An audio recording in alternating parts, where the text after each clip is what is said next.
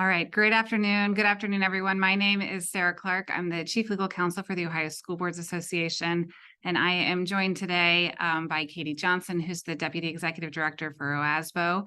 And we are here to walk through the long-awaited guidance on what the Auditor of State considers to be permitted and not permitted relative to levy and bond issues and campaigns. So we're going to spend about the next hour with you, maybe a little bit longer than that. But if you need to hop off at 1, no worries. We are recording this and we'll make it available to both associations and their members after the workshop, along with the handouts and any questions that we receive. So the FAQs have been broken out into 9 different categories, and there is an appendix of sample survey questions. We will go ahead and drop a copy of that if you haven't seen it yet into the chat box, just so you have it. You can also find it on the invitation, I think, for this webinar, as well as on the Auditor of State's website. So we think, as Katie and I sat down to sort of plan how we were going to handle this, we think there's some crossover between the questions and the responses that were in those 9 categories. So we actually broke our presentation down into what we're calling 5 hot topic categories that we think summarize the main points of the Auditor of State's guidance. And so we'll drop a copy of those PowerPoint slides into the chat too, so you have them. And then, as I mentioned, copies of the materials, the recording of today's webinar, and the actual guidance document will be sent out after today's webinar. So please feel free to share that information with your members or with your districts as appropriate. If you have questions as they come up as we start reviewing the material, please use the Q&A box to ask those questions. Katie and I will monitor that box throughout the webinar, and we'll try to get to questions as time allows. So we're just going to jump right into the materials. And the first is just an overview. So this type of language was included in both the email that accompanied the FAQs, as well as the sort of intro to the frequently asked questions document.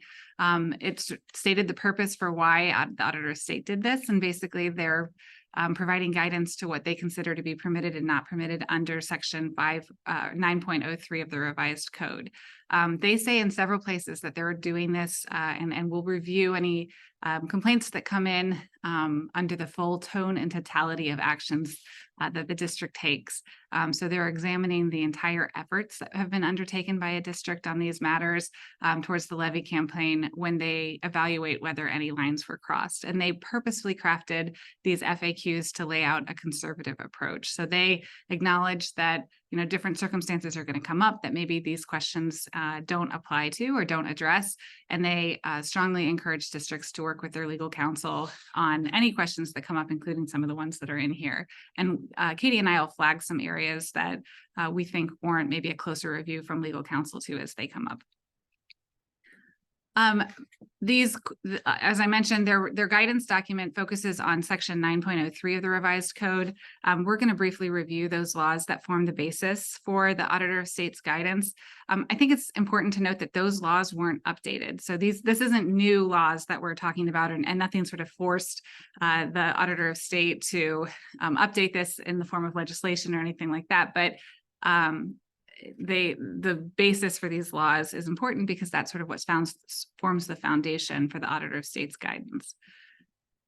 And some of these laws apply to political subdivisions generally, and others apply to school districts specifically. And so we flagged on the individual slides the statutes that are at play. So the first one is 9.03C. This is the statute that talks about and sort of forms the basis for the guidance document, and says that no governing body of a political subdivision shall use public funds to do any of the following. They can't support or oppose the passage of a levy or a bond issue, or compensate any employee of the political subdivision for time spent on any activity to influence the outcome of an election. The Auditor of State's guidance sums this up by saying that tax dollars can't be used to ask for more tax dollars or to influence how taxpayers vote. And it's important to note on this slide that there's not a monetary threshold that sort of triggers this prohibition from using public funds. So a de minimis cost could still result in a violation. And again, we'll talk about some examples of de minimis expenditures that might trigger this. We note the school prohibition here. So that language is in the chapter that discusses school finances for school districts. And it states that no Board of Education shall use public funds to support or oppose the passage of a school levy or bond issue, or to compensate any school district employee for time spent on any activity intended to influence the outcome of a school levy or bond issue. So very similar language to the general prohibition for political subdivisions.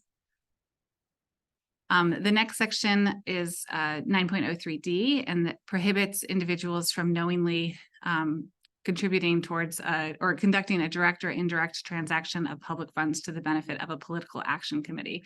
And the political action committee here is your levy committee. So make sure that you're not diverting funds from the district to the district's levy committee. So this is the slide that sort of talks about what you can do. So the governing body of a political subdivision can use public funds to publish and distribute newsletters, to use any other means to communicate information about the plans, policies, and operations of the subdivision to members of the public within the political subdivision and to other persons who may be affected by the political subdivision. And again, there's similar language in place. Well, this next slide also talks about what you can do as a political subdivision, as a school district. It doesn't prevent you from attending a public meeting to present information about the finances, activities, and government actions, so long as what you're doing is not designed to influence the outcome of the election or the passage of a levy or bond issue, even though that election, levy, or bond issue may be discussed at that meeting. And again, there's similar language in place for school districts in section 3315.07. The final thing is that this doesn't prevent any individual from using their own time to speak in support of or in opposition to any candidate, recall, referendum, levy, or bond issue. And so, of course, the big question here is what's on your own time. And Katie and I will talk about that more as the presentation goes on. The auditor of state actually gives lots of examples that we'll work through. So Katie is actually going to kick off our first hot topic, so I'm going to turn things over to her. All right. Thanks, Sarah. And thanks, everyone, for joining us today. As Sarah noted, the guidance is broken into 9 sections and it's structured as an FAQ. So most of the questions and answers are followed by a suggested best practice and then an example. And as Sarah said, today we're going to talk about kind of themes or hot topics within the guidance, pulling out those examples so that we can see some practical application. So our first topic today, we'll talk about communications and information sharing. So we move to the next slide.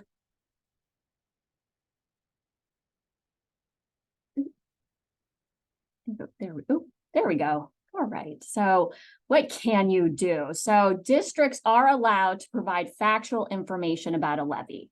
So that information shared, the guidance stresses, needs to be neutral, accurate, and factual. And so this includes information about district finances, programs, activities, and other board actions. And the information may be pulled from a variety of sources, right? So including a 5-year forecast, the assumptions to a 5-year forecast, committee reports, such as a finance committee report that you may have, comments during public board meetings by the board, and reports regarding the conditions of facilities from the Ohio Facilities Construction Commission and other resources. So when you're thinking about this information that is neutral, accurate, and factual, you're thinking sterile, right? That is also what we would want to add in there, in straightforward facts. So anything that might be persuasive or passionate, leave that to the levy committee. So when we're talking with district officials speaking and employees speaking, you want to make sure you're keeping it factual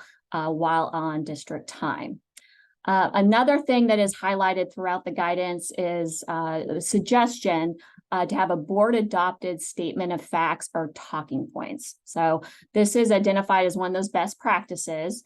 So it's not required, but it's highlighted as a best practice because it can help district personnel consistently communicate that factual information about a levy, and then really avoiding the statements that can be construed as trying to influence the support or opposition to the levy. Another thing that's highlighted in the guidance is that districts may hire a consulting firm to help develop these statement of facts or talking points. Another important topic is that it is okay to tell the public about the likely consequences, actions the board will take following the passage or defeat of a tax levy. You have clear authority to do this from an attorney general opinion. And you do want to keep in mind, though, that the auditor state receives a lot of complaints from community members who allege that districts use the consequences of a levy failure as a tool to threaten voters and influence the election. So best practice when we're talking about communicating the outcome if a levy passes or fails would be, again, to have the board adopt a statement at a board meeting well in advance of the levy vote, really detailing the likely cost-saving steps the district would need to take if the levy fails. So again, to keep it straightforward, there's an example in the guidance that suggests saying something like, the district has proposed a levy for the public's consideration that would generate X dollars over the levy's life. If passed, those funds will be spent on program Y. If the levy fails, the Board of Education would be forced to cut program Z. So again, straightforward, factual. And then when you're thinking about communications, it's important to really think about and consider the timing and frequency of your communications. So the best practice is, of course, to provide regular updates regarding district finances, just not when the district is considering putting a levy or bond issue on the ballot. And those regular updates, they may be monthly at board meetings, through a quarterly newsletter, whatever it is. You want to be consistent and, again, not increasing frequency, closer to a levy campaign. And this is to help fend off those challenges that perhaps you are communicating merely to support or oppose the levy. And then one final note, I want to make sure that there is details in the guidance about sending reminders to vote. And again, that goes back to the consistency note, is that we need to make sure if you're sending reminders to vote that you're doing it every election, right, in the same manner, and not doing it only when there is a levy on the ballot. So again, consistency. And moving then to things that we would like to avoid, that we should avoid. So communications from the district should not be designed to influence the support for or opposition to a bond issue or levy. So it's a reminder here that the Levy Committee can advocate, right, and should be the ones to advocate, not the district. And so districts should not encourage voters how to cast their vote. So you don't want to make sure that you're cognizant of, editorializing finances or embellishing or using extreme photos when talking about perhaps, facilities needs. You want to really make sure that you steer clear of using the same slogan as the levy campaign. So, the levy campaigns using phrases like support our schools, keep our schools strong. You want to make sure that you are steering clear of using that same phrasing. You also want to make sure that when we're thinking about those lines of using public funds in support of a levy, there is a number of examples in the guidance that really addresses when a district is asked to send home communications with students from the Levy Committee. And the guidance makes clear that the school, should not assist with that distribution of information. So it notes that, making sure that the Levy Committee is not using any of the district resources like bulletin boards, papers, printers, take-home folders, district created district created classroom lists or student lists or other resources. And before I turn it over to Sarah here, there is an example that really kind of drives home this point in the guidance, where it says that, Levy Committee drafts, prints, and provides a district with a one-page flyer to be sent home with students. The committee pays for the entire cost of that flyer and actually states on the flyer paid for by the Levy Committee. In the example, the district tells teachers to insert this flyer into each student's take-home folder, and which is during the time when the teacher is being compensated by the district, right? And because of that, the activity is considered an impermissible use of public funds to support the levy or Levy Committee. So again, just wanted to flag some really helpful examples that are included throughout. And with that, I will turn things back over to Sarah. All right, thanks, Katie. The next hot topic that we were going to talk about is the use of district resources. And I don't think that this should come as a huge surprise to anyone. Most of you have policies in place that talk about community use of school property. But the guidance document does have some examples in there and sort of fleshes that information out and talks about the existing laws that sort of govern the district's practices in this area. So the districts are allowed to allow levy committees to use their premises and their equipment so long as it's consistent with board policy. There is a specific state statute, which is 3313.77. That statute actually requires boards of education to permit the use of their schoolhouses and any property under their control for educational, civic, social, recreational meetings, and for any other purposes that promote the welfare of the community. And so consistent with that statute, many districts have adopted board policies that outline, the fees that you need to use or that individual community groups would need to pay to use that space, the regulations that are in place for the groups that are hoping to use school buildings or school equipment, and they outline, sort of the rules to the game for that use. So this is just a reminder to enforce those policies consistently to all groups. So don't, only allow the pro-levy group to use it and prohibit anti-levy groups from using those buildings or resources, and make sure that you're charging your fees consistently with your policies. There is an example in the guidance document that talks about the For Our Kids levy campaign using the district or requesting the use of the district's conference room space and certain AV equipment for their meetings. It says the Levy Committee complies with the district's policies and procedures for requesting the use of such property. The district evaluates and approves the request and then prepares an invoice for any fees that are assessed pursuant to the district's policy and fee schedule.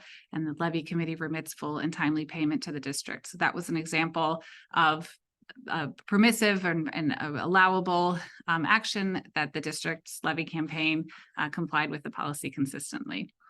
The other area, you are allowed to grant access to your levy committee to use the district's logo, and they may purchase advertisements in district publications, but they need to be, again, consistent with any policies that you adopt.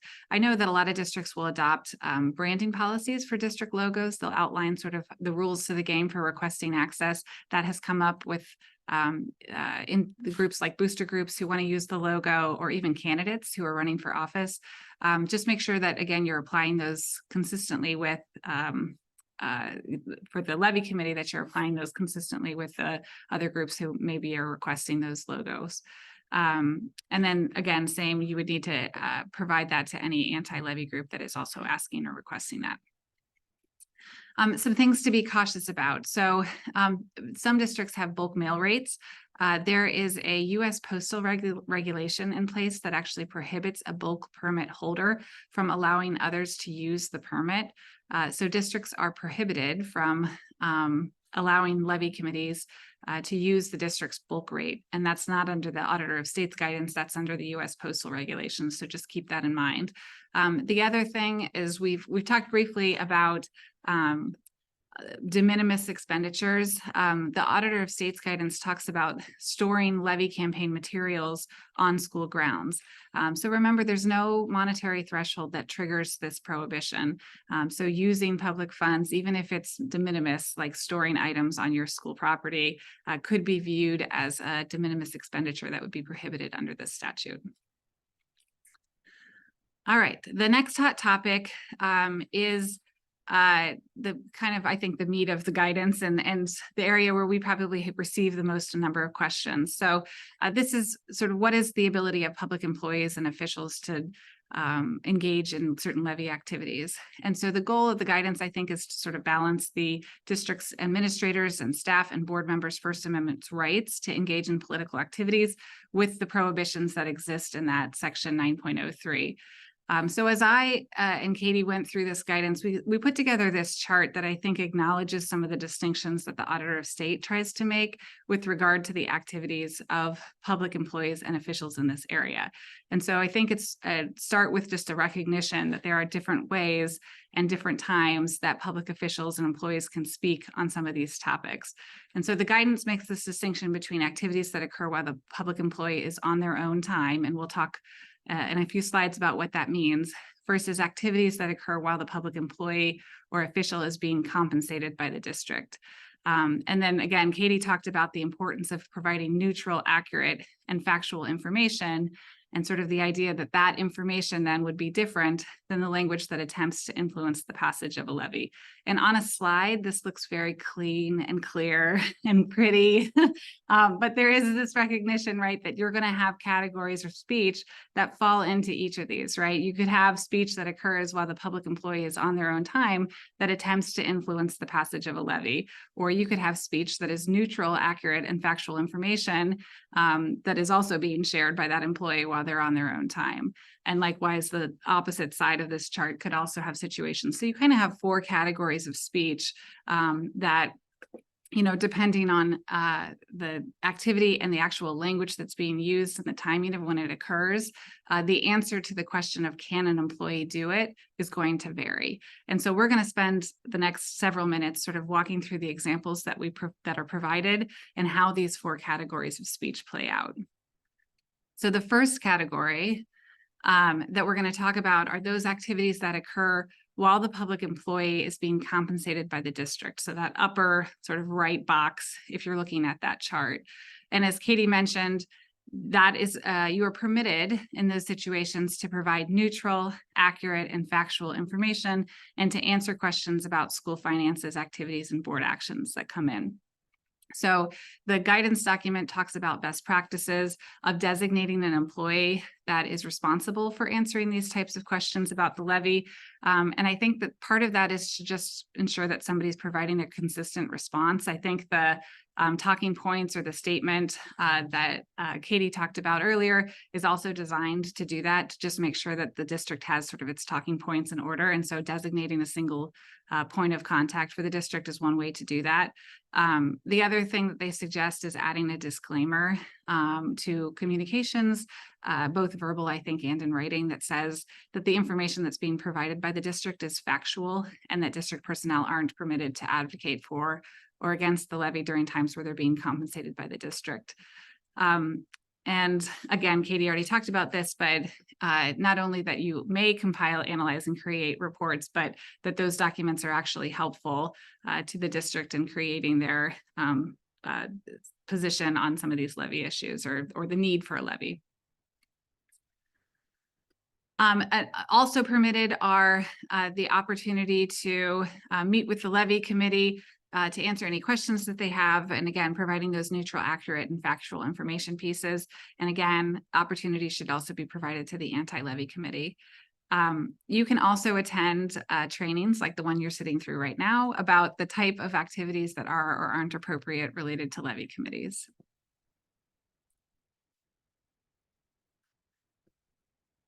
All right. Oh, this went the wrong way. Sorry, I'm having trouble advancing these slides for some reason. So prohibitions here. So this would be the upper right box. While you're being compensated again by the district, what are you prohibited from doing? You are prohibited from influencing the passage of a levy. So that lower right box. So don't engage in activities that are related to the formation or the support of a levy committee. The activities that are related to forming or supporting a levy committee needs to be outside of the regular school day, not during a school board meeting or some other district sponsored event where administrators or board members or employees are paid to be present or as part of their district position. And again, we have some examples of how that might show up. And the guidance document from the Auditor of State says it would be a best practice for any active role in the formation and organization of the Levy Committee to be carried out by community members and board members that are acting outside the time of their actual board meetings. The guidance suggests that you not review or approve the expense of funds for communications used by the Levy Committee to promote the levies. So your superintendent and your treasurer should not be approving any levy campaign funds or activities. Only the Levy Committee should be reviewing those and approving the expense of funds for those communications that are used by the Levy Committee to promote the levy. Administrators, staff, and board members should refrain during the school day or from when they're being paid by the school district from showing support for the levy. And that includes things like wearing pins and stickers and shirts in support of the levy. And again, we have some examples of that a little later on. And then the last bullet is just a reminder to not ask or pressure staff to contribute or otherwise support the levy. There is actually a separate statute that prohibits solicitations of political contributions from a public employee while that employee is performing official duties or in areas of the building, a public building where official business is being transacted or conducted. So district employees have the right to contribute or financially support a levy campaign, but they have to do so on their own time, and it must be their own choice to do so. So the guidance talks about the fact that the best practice is to prohibit district solicitations of political subdivisions employees and leave all of that activity to the Levy Committee. Sometimes we'll get a question at this point about payroll deductions. There is specific authorizing language in the revised code that authorizes payroll deductions for political contributions. So those are allowed to continue. The guidance didn't make any changes in that area, but you'll just want to make sure that the requirements of that statute are met. All right, and then Katie's going to walk us through the guidance that is about on your own time and what that means for districts or things you want to look through. All right, thanks, Sarah. And when we're talking about on your own time, you know, I want to keep in mind that that's because we are actively participating, right, in advocacy for the levy. So if you are sticking to the facts like Sarah's chart shows, you know, that is always going to be okay to talk factually about the levy, and best practices to refer to, again, that statement of facts adopted by the board. But if you are going to advocate, right, you want to know when you are on your own time. So there's a list of questions here on the slide that can help you kind of think through that, right? So is it an activity during the regular school day? Is it during a board meeting or staff meeting? Are you attending a district sponsored event and being paid to be there? A district sponsored event and you're attending in your official district capacity.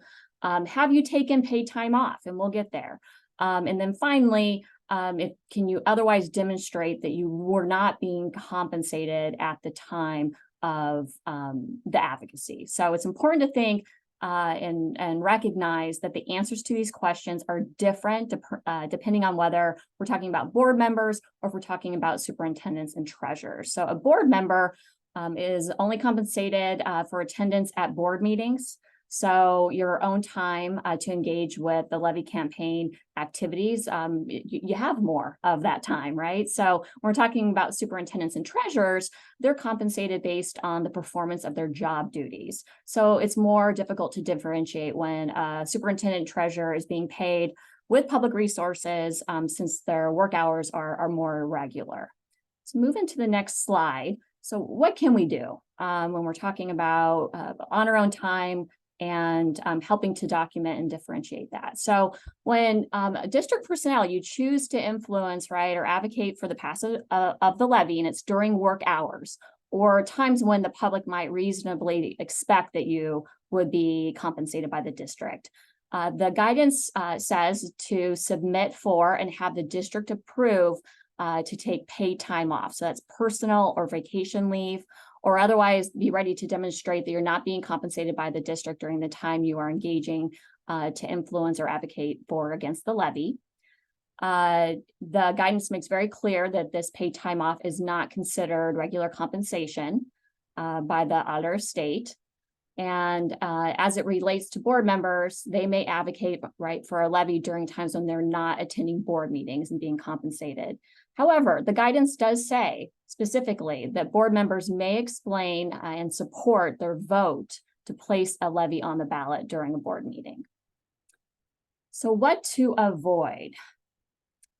So you want to make sure that you are not using public funds or resources to influence the bond issue or levies, the passage of it. You want to be mindful that when you are using your title, right, that you are not doing that when you're engaging in pro-levy discussions or activities. So you're not there as the superintendent, you're not being introduced as superintendent treasurer to be there for a pro-levy discussion on that you'll be engaging in.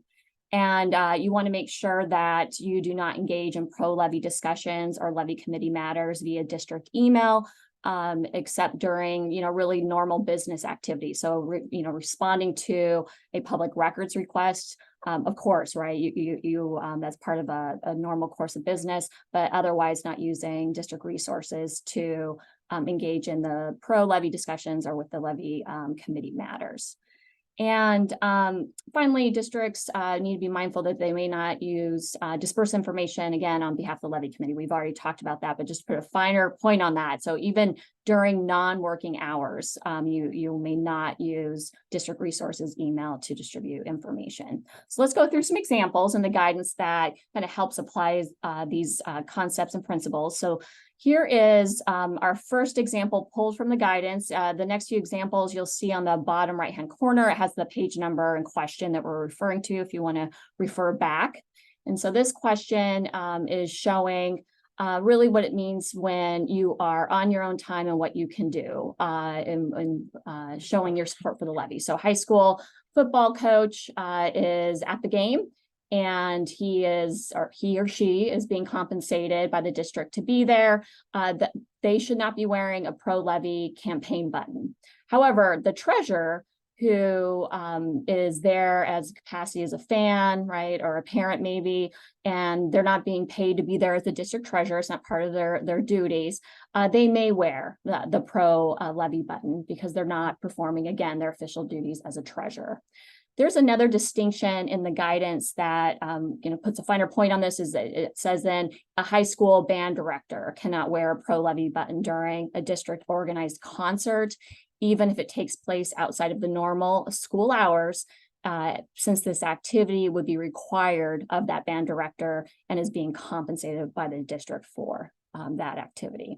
So again, highlights the importance of when you're being compensated for activity and or required by your role to be engaged in activity, you should not be wearing any sort of pro-levy buttons or otherwise. And Sarah, I invite you, of course, to chime in and jump in here as we move through. So second example, I think highlights the importance of using, factual information. And when you cross that line into advocacy, you need to make sure you're doing it when you're not being compensated. So treasurer superintendent, you can attend a community meeting, so a Rotary meeting, right? During working hours, you provide factual information at that meeting about why you need to put the levy on the ballot to, moving forward. So not a problem.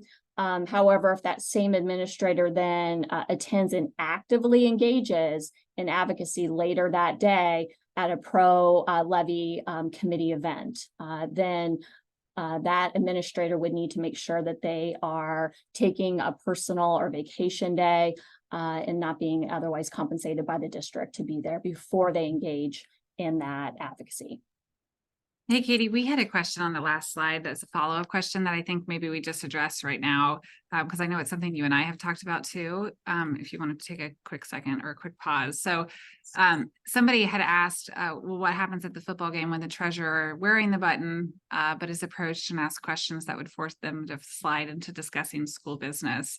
And I know you and I said that that's the risk, right? That's, nobody attends football games anymore and says, I'm just wearing my treasurer hat now, or my community member question. I'm not going to answer any questions from the audience. I'm here as a parent, or I'm here as a community member.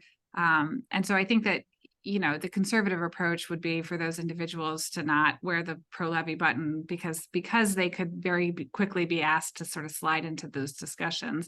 But I think that the concern is obviously that we don't want to prevent teachers, coaches, all these individuals from having the ability to exercise those First Amendment rights that they're allowed. So that's the balance that they're trying. I know personally, I think it would be very risky to have those to wear those political items at football games, just because of the risk that you're going to be very quickly asked to slide into your role as a treasurer at the event. So Katie, I don't know if you have any other feedback on that, but that's a tough situation for that is. And actually when I've talked about, on your own time with treasurers, we were saying it would not be a good idea to maybe wear that button. So I would say take the conservative approach. Don't wear the pro levy t-shirt, button, etc., because you're likely, especially in the middle of a bond issue, a levy placing a levy on the ballot, to have to answer questions, right? And so you just don't want to have any outstanding questions. That would be the conservative approach. It's good to see, though, that the auditor is seeing a distinction there, right? And so it's something you really want to be mindful of, is the kind of discussions that you're engaging in if you are wearing that pro levy button at the game. Okay, thanks. I'm now losing where we are on the slide. So I think we're on this one. Does that look right to you, Katie? Yes, and I think this just kind of reinforces that, this is using a teacher as an example. They attend a pro levy event. That is absolutely fine during the school day if, right, they have submitted for paid time off and have had their paid time off approved prior to attending the event. Yeah, and we did have two questions that came in sort of about using paid time. It says, but you can be paid by the district, and that's using a vacation day or personal day, and that is correct. So they do, in the guidance document, I think in two places, state that they're not considering, the auditor state's office is not considering using paid time off as being compensated by the district for purposes of this analysis. So you have some clear language in there that talks about paid time off, even though you are being paid by the district for that time off. It does not run afoul of the statute. Mm-hmm.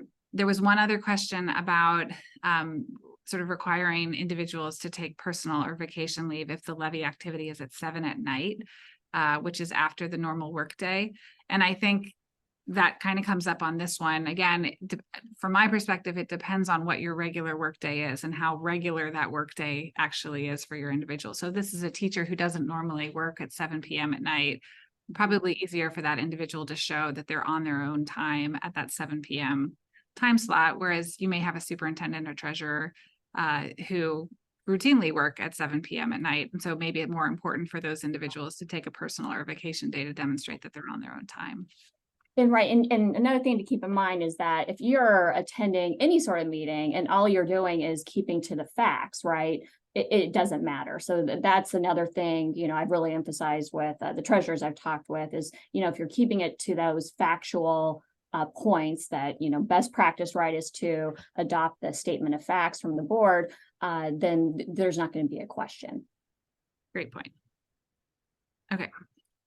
All right. And I think we only have a couple more here, examples just to kind of highlight and some points. And this one is noting that a teacher who's also a coach writes a letter advocating from their personal computer, so not using a district computer. They pay for the letter with their own money, so again, not using district resources.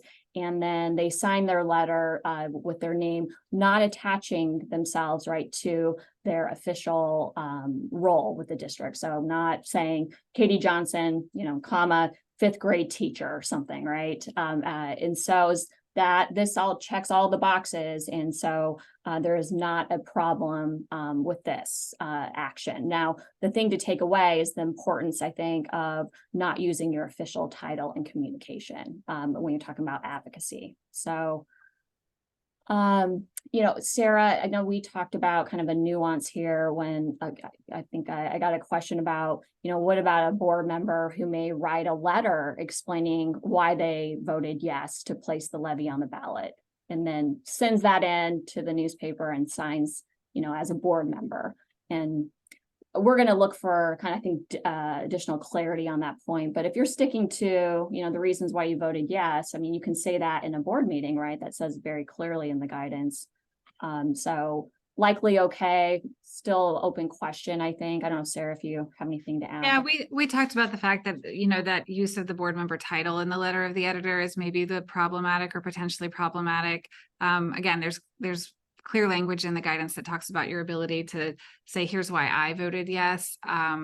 And so I think if you're doing that, it's different than, and you should vote yes to, says Sarah Clark, whatever board member.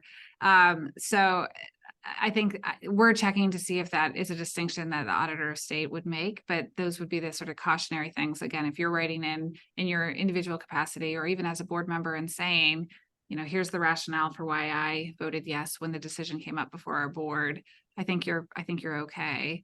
And it's maybe potentially using your title or encouraging them also to vote yes. That would be potentially problematic there.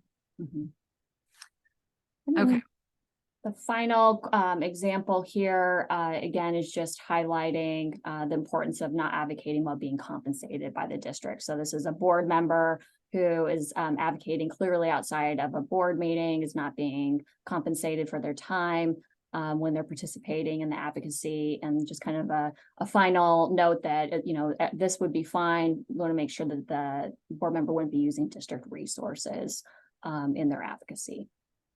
And with that, I am turning things back over to you, Sarah. Okay, I'm going to actually answer one question because there is a page reference that I can direct this person to on this issue. But one of the questions was about Levy Committee sending emails to the staff using school email addresses, and sort of in the zone of this, is that permitted or not? There is some language on page 16 of the guidance document that talks about using the district's email systems to send notes, and that would likely be used as an impermissible use of the district's resources.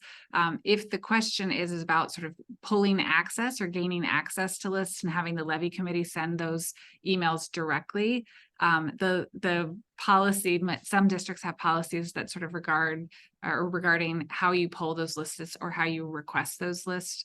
And so as long as the Levy Committee is gaining access to any of those types of lists through the channels that are already in place for gaining access to those lists, it would be a permissible option for the Levy Committee to access them that way. So just make sure that you're complying with that. And again, there's more language on page 16 about that process and sort of the rules to the game there. Okay. So the next section that I'm going to talk about, the hot topic number 4, is about outside firms and surveys. And this is just a reminder that, or I guess maybe not a reminder, but some importance of reminding yourself that these restrictions not only apply to individuals within your school district, but they also apply to individuals that you contract with outside the district. So that could include communication firms, design firms, survey research firms. Because those district funds are being used to pay those contracts, the restrictions that apply to the district sort of equally apply to the individuals of those firms. So they have what I think is a pretty helpful resource that is attached that outlines some survey questions, which we'll go through and flag here. But just know that in addition to the FAQs, there's sort of an appendix or an addendum that outlines some of the questions that they reviewed to say, yes, this is appropriate survey question, or no, this crosses the line. Okay, so what is okay as far as outside firms and surveys? You can use public funds to pay a consultant to analyze the district's financial situation, just to ascertain how much money to actually ask for in the levy. You should take formal action to hire that consultant in public. They encourage you to use, they say use legal, which I'm assuming means talk to your board counsel to review the activities and the messaging that is included in those contracts. And the big thing here is you want to make sure that you're maintaining separate contracts and engagements from the Levy Committee. So if the district is using the same survey analyst that the Levy Committee is using, you want to make sure that those responsibilities are outlined in 2 separate contracts, and that there's no sort of bleeding between the work that you're entering into for both of those. You are permitted to use the results of those surveys to provide neutral, accurate, and factual information. Katie talked about the fact that the sources of information for those statements can come from a wide variety of sources, and the survey is one where you can pull together and gauge community perceptions of different things like your school finances, the quality of the programs, and potentially the need for additional or the elimination of specific facilities or programs. So those, and we'll talk about this when we get over to the examples, but they really focus on gauging support for projects, not the ballot issue. And that's the distinction that they seem to make. And it's okay to share the results of the survey. So again, these can form the basis of that neutral, accurate and factual information. And it's also okay to share those results with the Levy Committee. They stress the importance of doing that pursuant to a public records request. And again, reminder that you need to share that with any anti-levy group that also requests that information pursuant to a records request.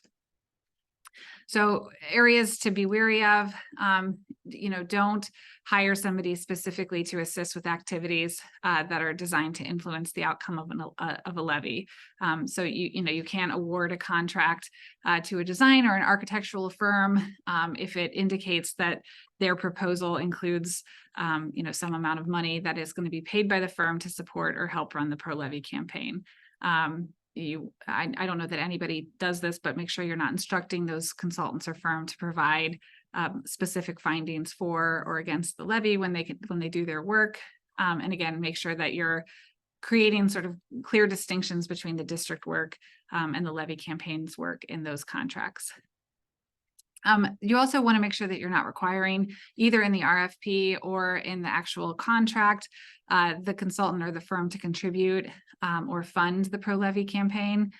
There can't be, I think they have it in quotes, an understanding that the individual or the company will provide a contribution to the campaign if the district awards them with the contract. So make sure, again, I'm not sure that anybody's doing that, but they flag that as something to be wary of in the guidance document. And then again, don't prepare authorized surveys that are designed to gather information on the community's support of a levy or specific amounts of increased tax burden. And so we have some examples here. And again, these are pulled directly from the AOS appendix.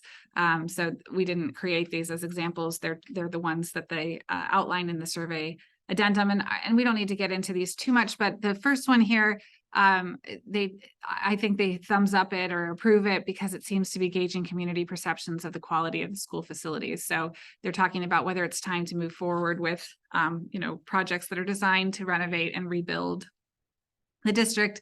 And they indicate that this is an appropriate survey question that somebody can ask. The second question talks about, again, different types of projects, engaging the community's support of different types of projects, not asking questions about ballot issues specifically. And the Auditor of State has said that these are appropriate questions. One of the questions asks specifically about sort of the importance of and ranking of different programs within the district, things like staffing and student health and safety operations. And again, the Auditor of State has indicated that it's appropriate to gauge the community's support of the need for additional or the elimination of specific programs. And because this question seems to be doing that, they have green-lighted it. This question talks about, again, the support of different projects, and they add on the price tag that certain projects will cost the district. Again, because this isn't asking questions about the support of specific ballot issues, the Auditor of State seems to suggest that this is a permitted question. This one is the same as slide 32, the previous slide, but it adds language about whether the district would actually have to put an issue on the ballot to generate money. And again, the Auditor of State seems to be suggesting that this is, again, gauging support for the project, not necessarily the underlining ballot issue. And so this is a permitted survey question. The last two are examples of survey questions that they felt gauged support for the ballot issue. So these were not okay. The auditor suggested that these types of questions are better left to a survey that was issued by the Levy Committee. And they also flag and highlight the fact that the timing really doesn't matter of when these questions would be issued. So it doesn't matter whether this is a survey that was issued prior to or after the board authorized the levy to be placed on the ballot. So again, these would be better left to the Levy Committee to ask. The last thing I'll flag just before I turn it back over to Katie, there is, I would be cautious with surveys. The Auditor of State indicated some reservations about surveys generally. And I do think that this is an area where I would work with board counsel. We sort of talked about flagging those areas. This is one where I think, if you're going to develop a bank of questions that look very similar to the approved questions in the survey or in this survey addendum, I think that you're okay to do that moving forward. If you make significant changes to those survey questions, I would strongly advise you or recommend that you work with board counsel on those and just make sure that they feel comfortable with moving forward with them before you send that survey out. Because I do think, this is an area that is sort of a area of concern for the auditor of state. Mm-hmm. All right, Katie, over to you for superintendent contracts and compensation.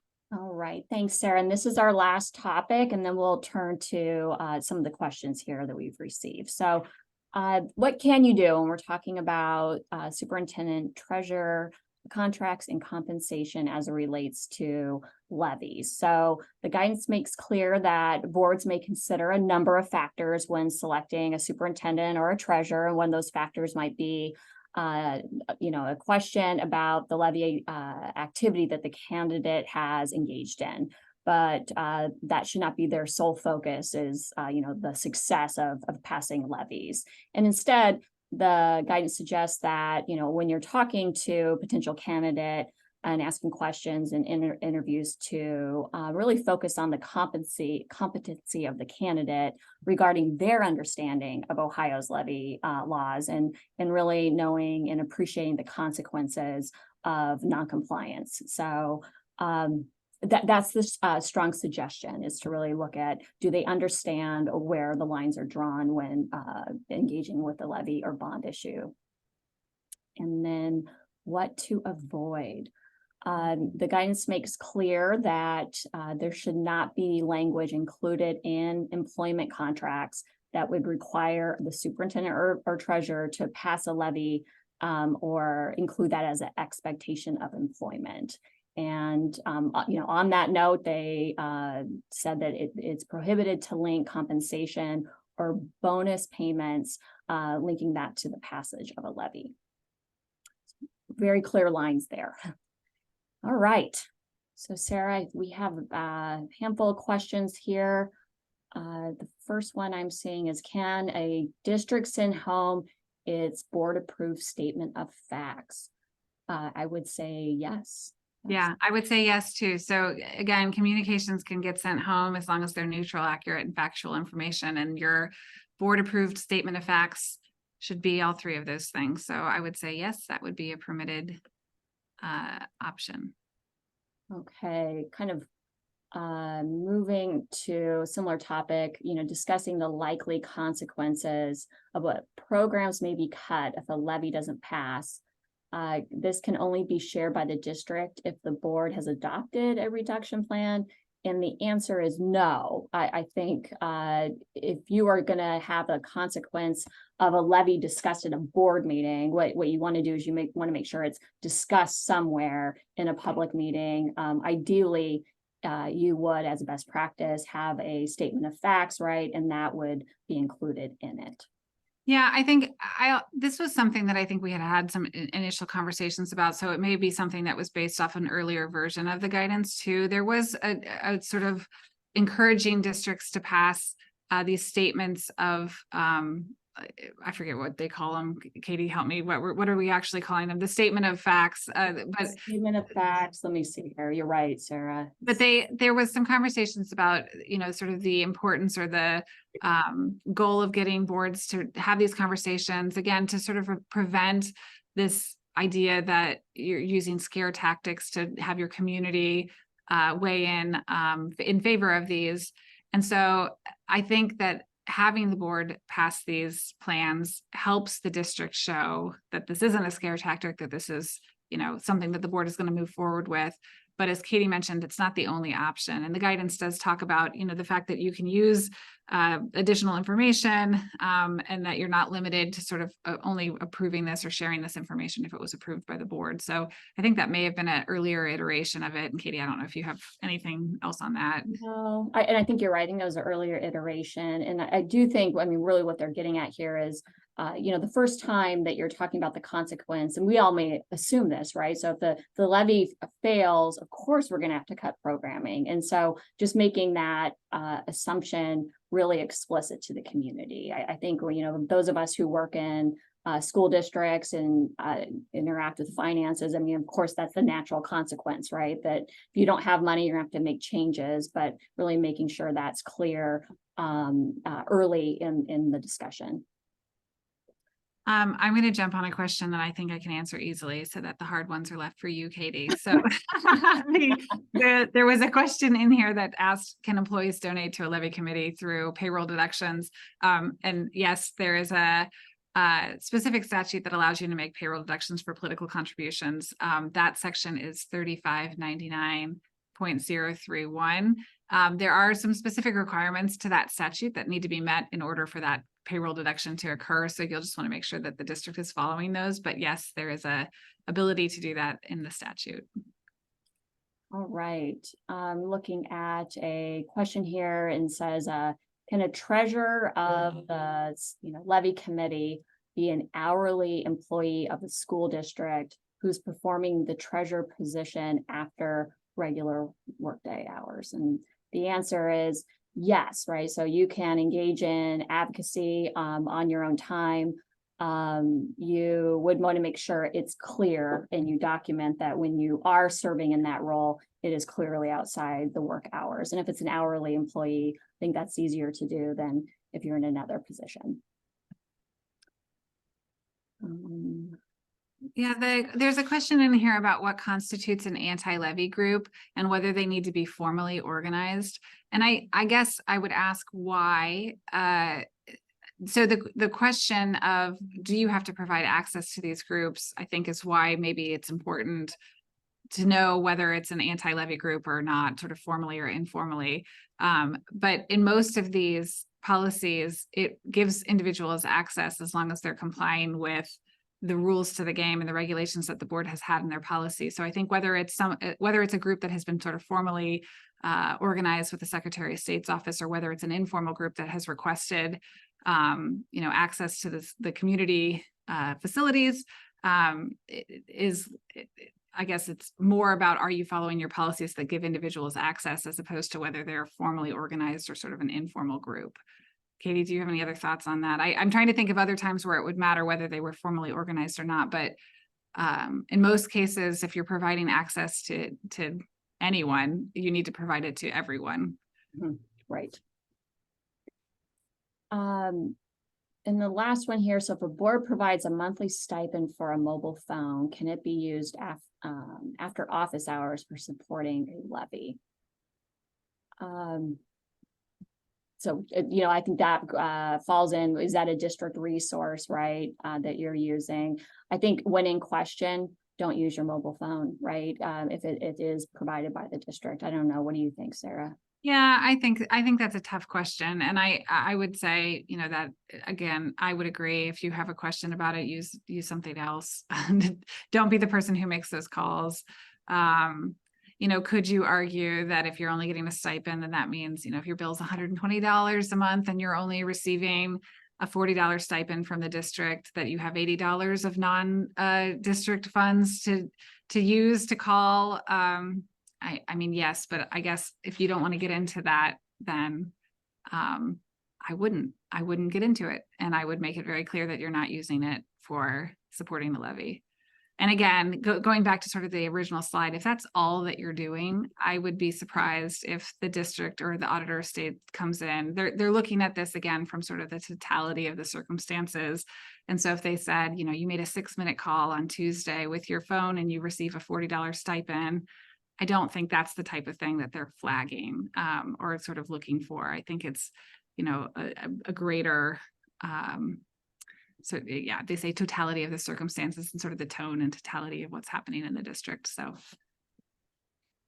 All right, well, we are right at 1 o'clock. So that ended well, right on time. So thank you everyone for joining us. Our contact information is listed on the screen, and we will be sharing out a recording with members following our session today, along, like Sarah said, with the PowerPoint and a copy of the guidance. Yeah, thank you so much for joining us. Have a great upcoming school year.